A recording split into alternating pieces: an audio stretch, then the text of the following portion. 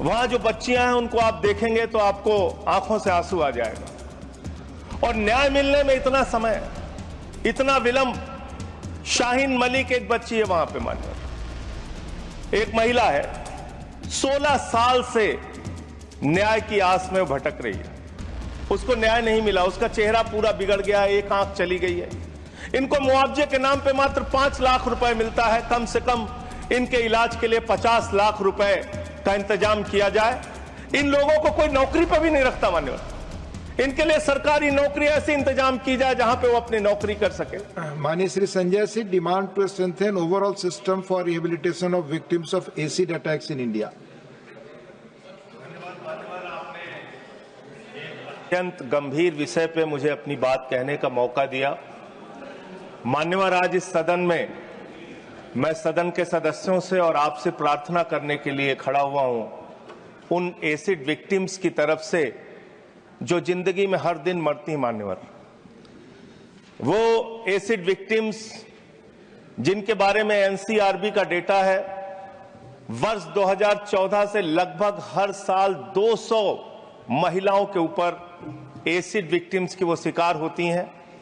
80% इसमें महिलाएं होती हैं, जिसमें 30% नाबालिग बच्चियां होती हैं मान्यवर।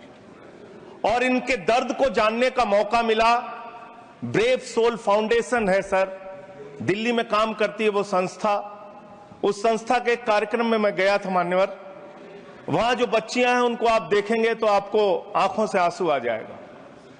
और न्याय मिलने में इतना समय, इतना विलंब। शाहीन मलिक एक बच्ची है वहां पे मान्यवर, एक महिला है, 16 साल से न्याय की आस में भटक रही है। उसको न्याय नहीं मिला, उसका चेहरा पूरा बिगड़ गया, एक आंख चली गई है। एक अनुपमा और मोहिता बच्ची थी सिवान की, 14 साल की बच्ची, उसके ऊपर एसिड अटैक हुआ। 20 साल के बाद उसको न्याय मिला, जब उनकी मृत्यु हो चुकी थी। वो दुनिया में नहीं थी मान्यवर। इसके संबंध में सुप्रीम कोर्ट ने 10 अप्रैल 2015 को एक आदेश जारी किया कि प्राइवेट हॉस्पिटल हो या सरकारी अस्पताल, दोनों जगहों पे इनका पूरी तरीके से फ्री इलाज होना चाहिए। मैं सरकार से अनुरोध करूंगा, हाथ जोड़कर विनती करूंगा, उनके फ्री इलाज की व्यवस्था की जाए। इनको मुआवजे के नाम पे मात्र 5 लाख रुपए मिलता है। कम से कम इनके इलाज के लिए 50 लाख रुपए का इंतजाम किया जाए। मान्यवर, आप हैरान होंगे, 45 सर्जरी दीपमाला नाम की बच्ची की हुई, 44 बार सर्जरी शाहीन मलिक की हुई। वो रीमा 7 साल से न्याय के लिए भटक रही, नीरजा 15 साल से न्याय के लिए भटक रही हैं। इन लोगों को कोई नौकरी पर भी नहीं रखता मान्यवर। इनके लिए सरकारी नौकरी ऐसे इंतजाम की जाए जहां पे वो अपनी नौकरी कर सके। ये बच्चियां सर, जब रोज सुबह उठती हैं, ये अपने चेहरे को देखती हैं, इनको रोज मरना पड़ता है। आज मैं आपके माध्यम से इस सरकार से निवेदन करता हूं, एसिड विक्टिम्स के लिए फास्ट ट्रैक कोर्ट बनाई जाए। 20-20 साल तक इन बच्चियों को न्याय के लिए भटकना पड़ता है, इनके लिए फास्ट ट्रैक कोर्ट देश के अंदर बनाई जाए।